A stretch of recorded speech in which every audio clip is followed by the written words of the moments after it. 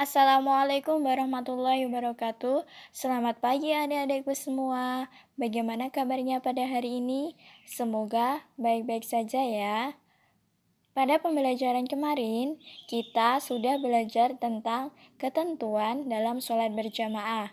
Mulai dari ketentuan atau konsep dasar dari sholat berjamaah hingga dengan ketentuan yang harus kita perhatikan dalam sholat berjamaah.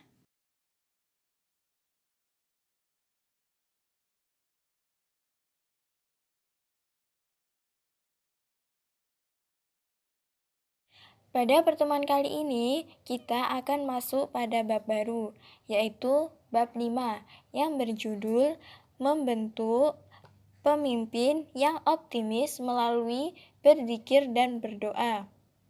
Nah, pada bab 5 ini ada beberapa tujuan dari pembelajaran hari ini. Yang pertama, yaitu kita dapat memiliki sifat optimis dan menjunjung tinggi optimisme dalam kehidupan sehari-hari. Yang kedua, memadukan unsur yang menjadi kesatuan dalam pelaksanaan berzikir dan berdoa setelah sholat fardu. Dan yang terakhir yaitu mendemonstrasikan tata cara pelaksanaan berzikir dan berdoa setelah sholat fardu berjamaah.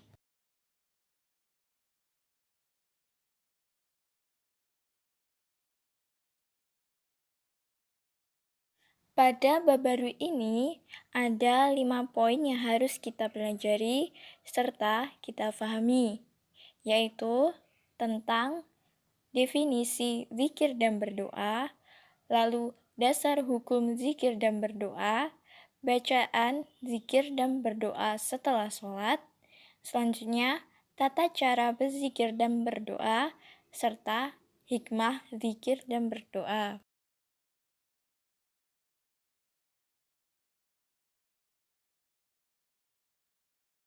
Poin yang pertama yaitu tentang definisi zikir dan berdoa.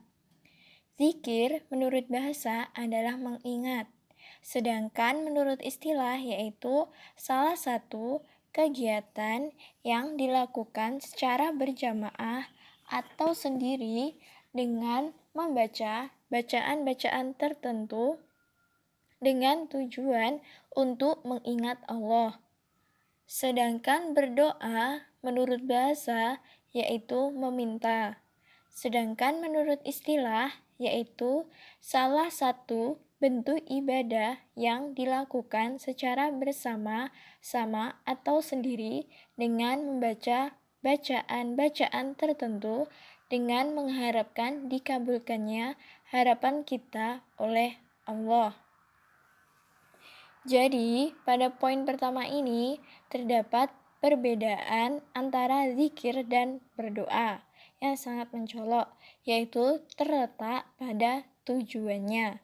Jika zikir tujuannya untuk mengingat Allah, sedangkan berdoa tujuannya yaitu mengharapkan dikabulkannya harapan-harapan atau permintaan kita oleh Allah.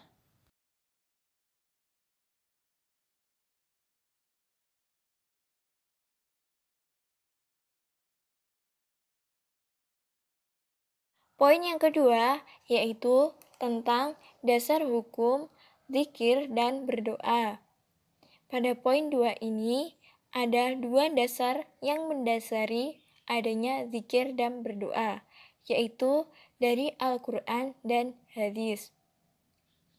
Untuk zikir, dasar hukum dari Al-Quran terdapat pada Quran Surah Al-Baqarah ayat 152 yang berbunyi A'udzu billahi minasyaitonir rajim.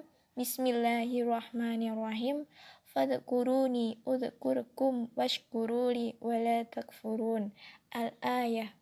Yang artinya, maka ingatlah kalian kepadaku. Niscaya aku akan mengingat kalian dan bersyukurlah kalian kepadaku, dan janganlah kalian ingkar atas nikmatku. Jadi, dari Quran Surah Al-Baqarah ini sendiri sudah sangat jelas bahwasanya Kita sebagai manusia diperintahkan untuk selalu mengingat Allah dimanapun, kapanpun, dan bagaimanapun. Ketika kita selalu mengingat Allah, maka Allah pun juga akan mengingat kita.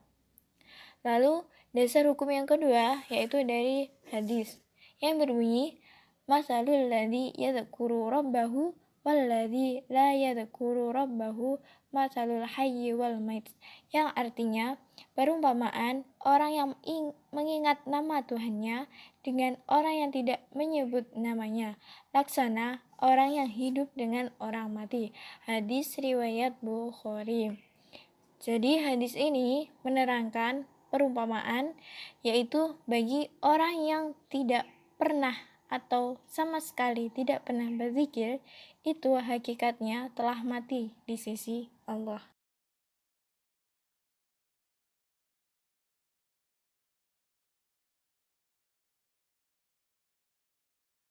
Lalu untuk dasar hukum doa itu juga terdapat dua dasar hukum, yaitu dari Al-Quran dan juga hadis. Dari Al-Quran itu sendiri terdapat pada Quran Surah Al-Mu'min ayat 60 yang berbunyi, A'udzubillahi minasyaitonirrajim, Bismillahirrahmanirrahim. Wa qala rabbukum ud'uni astajib lakum. Innal ladzina yastakbaruna an ibadati sayadkhuluna jahannama dakhirin. Al-ayah, yang artinya Tuhan kalian berfirman, berdoalah kepadaku, niscaya aku akan memperkenankan bagi kalian. Sesungguhnya orang-orang yang menyombongkan diri dari menyembahku akan masuk neraka jahanam dalam keadaan hina dina. Nah, dari sini ayat tersebut menjelaskan bahwa jaminan dari Allah yang akan mengabulkan doa para hambanya, serta peringatan bagi mereka yang tidak pernah mau berdoa kepada Allah.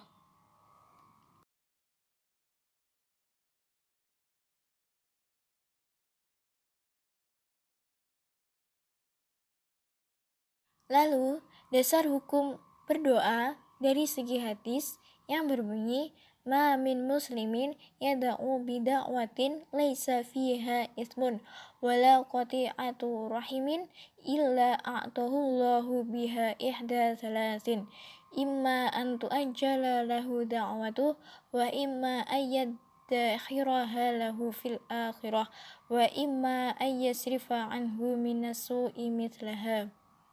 Yang artinya seorang muslim yang berdoa kepada Allah dengan suatu doa yang tidak mengandung dosa dan tidak pula memutuskan hubungan silaturahmi, niscaya akan Allah berikan kepadanya salah satu dari tiga keadaan, yaitu bisa jadi Allah percepat pengabulan di dunia, atau Allah akhirkan pengabulan nanti di akhirat, atau Allah ganti dengan menghilangkan keburukan yang sebanding dengan doanya. Hadis Tirmidzi dan Ahmad. Jadi, hadis tersebut menjelaskan tentang doa yang tidak mengandung unsur dosa maupun memutuskan hubungan silaturahmi, maka Allah akan berikan salah satu dari tiga keadaan, yaitu percepatan pengabulan doa di dunia, lalu pengakhiran pengabulan doa di akhirat kelak, dan yang ketiga, Allah akan mengganti dengan menghilangkan keburukan yang sebanding dengan doanya.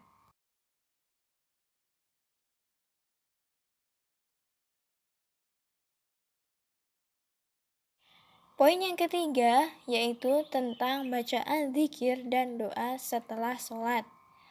Adapun bacaan zikir dan doa setelah sholat adalah sebagai berikut.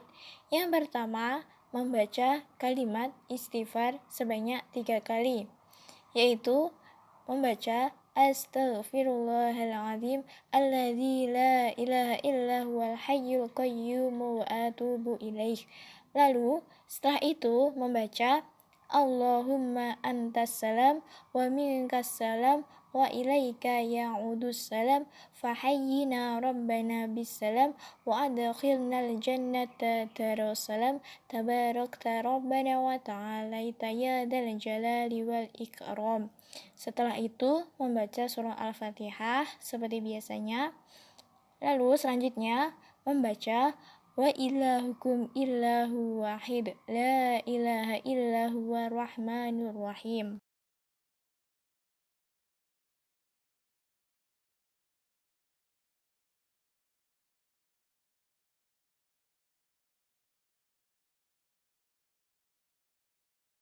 Dan yang selanjutnya yaitu membaca ayat kursi. Setelah itu dilanjut dengan membaca doa Allahumma la mani'a lima a'taita wa la mu'tiya lima mana'ta wa la radda lima qadaita wa la yanfa'u dzal jaddi minkal jadd. Setelah itu disambung membaca Ilaihi ya Rabbi subhanallah sebanyak 33 kali.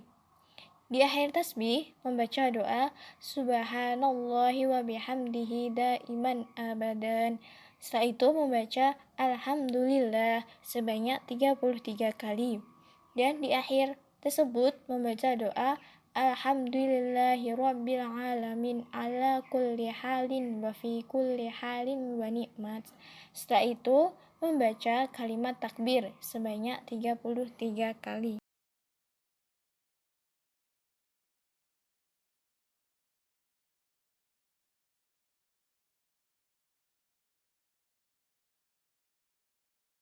Selanjutnya, di akhir membaca takbir, kita membaca Allahu Akbar kabira walhamdulillahi katsira wa subhanallahi bukratan wa asila la ilaha illallah wahdahu la syarikalah lahul mulku wa lahul hamdu yuhyi wa yumitu wa huwa ala kulli syai'in qadir wa la hawla wa la quwwata illa billahil aliyyil azim. Setelah itu dilanjut membaca istighfar sebanyak 3 kali. Setelah itu membaca tahlil La ilaha illallah sebanyak 33 kali dan diakhiri dengan membaca doa penutup.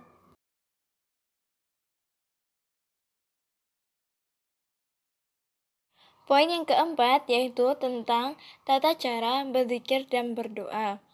Ada dua versi tentang tata cara berzikir dan berdoa, yaitu secara berjamaah dan sendirian. Yang pertama, berzikir secara berjamaah. Tata caranya yaitu 1. Usahakan dalam kondisi yang suci. Itu tentu ya. Yang kedua, bagi imam dianjurkan untuk menghadap kepada para makmum dengan kaki kiri mengarah mihrab. Lalu, bagi makmum menghadap kiblat. Jika memungkinkan seperti ketika membaca Al-Quran atau berdoa, posisi duduknya. Jika tidak memungkinkan, ya sebisanya. Lalu, yang ketiga, bersuara keras namun tidak berlebihan dengan membimbing dan mengajarkan bacaan zikir untuk para makmum. Ini untuk seorang imam. Sebisa mungkin seorang imam harus bersuara keras, setidaknya suaranya bisa terdengar dan bisa untuk membimbing makmumnya untuk membaca zikir. Lalu yang keempat, menghadirkan hati dan pikiran tentang apa yang dibaca. Ini sungguh dianjurkan. Kita harus bisa menghadirkan hati dan juga pikiran kita ketika kita berzikir.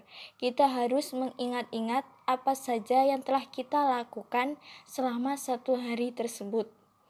Lalu yang kelima, membaca bacaan zikir sesuai dengan urutan yang disepakati antara imam dan makmum. Jadi, urutan zikir antara imam dan makmum harus sepadan.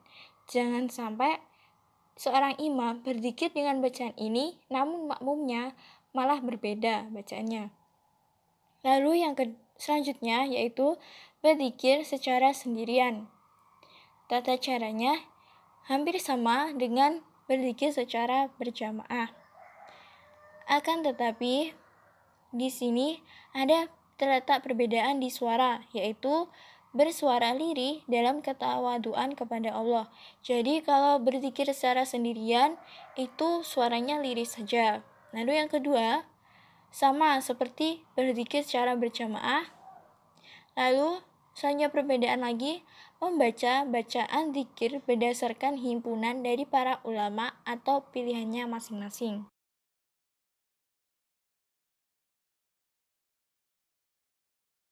Lalu yang selanjutnya yaitu tentang tata cara berdoa secara berjamaah atau sendirian.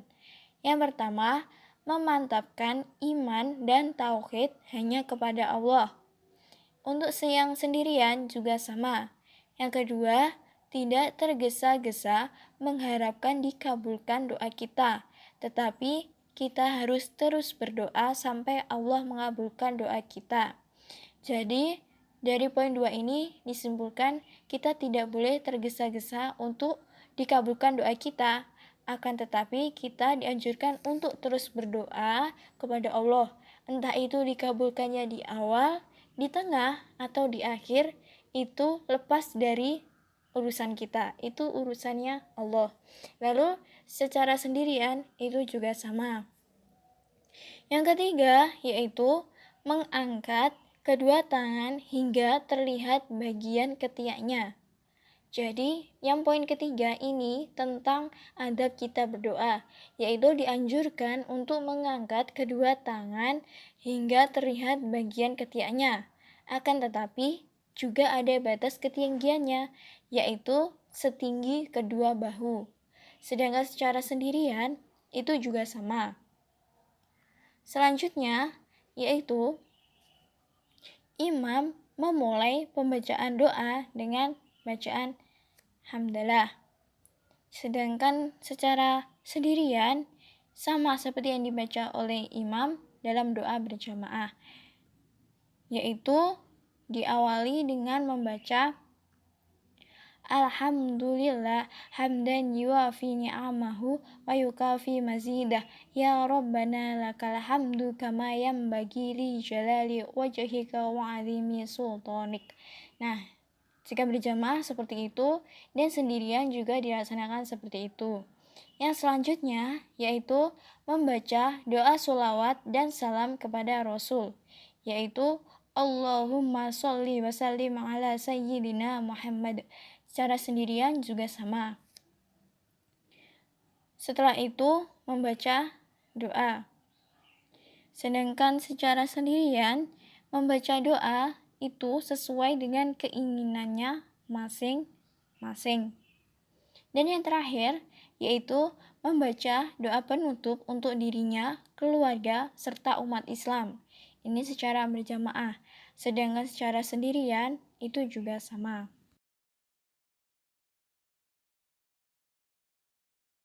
Yang selanjutnya yaitu mengakhiri doa dengan membaca sholawat dan salam kepada Allah. Itu untuk versi yang berjamaah. Sedangkan untuk yang versi sendirian juga sama. Selanjutnya, mengakhiri dengan doa penutup secara berjamaah. Yang versi sendirian itu juga sama. Yang selanjutnya, imam dan makmum mengusapkan kedua telapak tangannya ke wajah masing-masing. Untuk yang versi sendirian juga sama. Nah, di sini perlu diingat kembali ya bahwa perbedaan antara zikir dan berdoa secara berjamaah dan sendirian itu terletak pada penetapan pengerasan suara ketika membaca doa maupun zikir dan juga pada bagian doa penutup. Jika pada secara berjamaah, pengerasan suara itu boleh dikeraskan, asalkan tidak mengganggu kekhusyukan orang lain. Di samping yang mengeraskan suara itu imam, tapi makmum juga boleh, asalkan tidak mengganggu kekhusyukan orang lain. Sedangkan untuk yang sendiri, ini suaranya hanya cukup kita saja yang mendengar, tidak perlu dikeraskan, yang sekiranya kita bisa mendengar. Lalu yang bagian doa penutup, sedangkan secara berjamaah itu hanya imam yang bersuara dan makmum mengucapkan kata amin. Sedangkan secara sendirian itu tetap dibaca oleh orang yang melakukannya.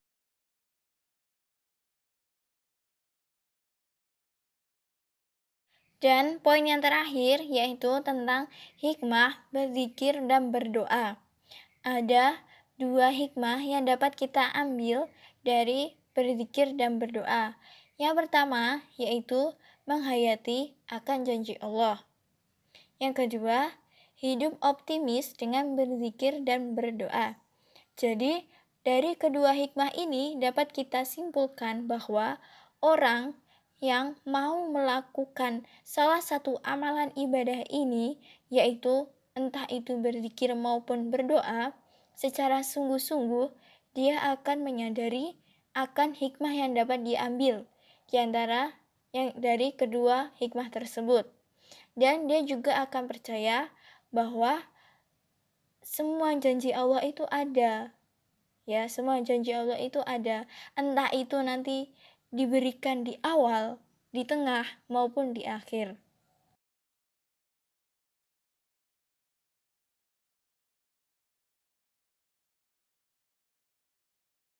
Nah, itu tadi pembelajaran kita pada hari ini. Sebelum saya mengakhiri pembelajaran pada hari ini, saya memiliki sedikit kuis untuk kalian. Nah, untuk aturan kuisnya sama seperti aturan kuis kemarin, yaitu dengan cara kalian komentar di kolom komentar dengan menyebutkan nama, kelas, nomor absen, dan sertakan jawaban kalian. Kuis ini hanya berlaku untuk 5 orang pertama. Nah, kuisnya yang pertama yaitu apa perbedaan antara zikir dan berdoa? Lalu yang kedua, terletak di surah apa saja dasar hukum zikir dan berdoa itu? Pertanyaan yang ketiga, apa perbedaan dari tata cara pelaksanaan zikir dan berdoa secara berjamaah dan sendirian? Yang keempat, waktu yang tepat untuk berzikir dan berdoa itu kapan? Pertanyaan yang terakhir, sebutkan dua hikmah adanya zikir dan berdoa. Nah, itu tadi pertanyaan untuk kuis hari ini. Silahkan kalian tinggalkan komentar kalian di kolom komentar ya. Jangan lupa sertakan nama, nomor absen, kelas, dan juga sertakan jawaban kalian juga. Terima kasih dan wassalamualaikum warahmatullahi wabarakatuh.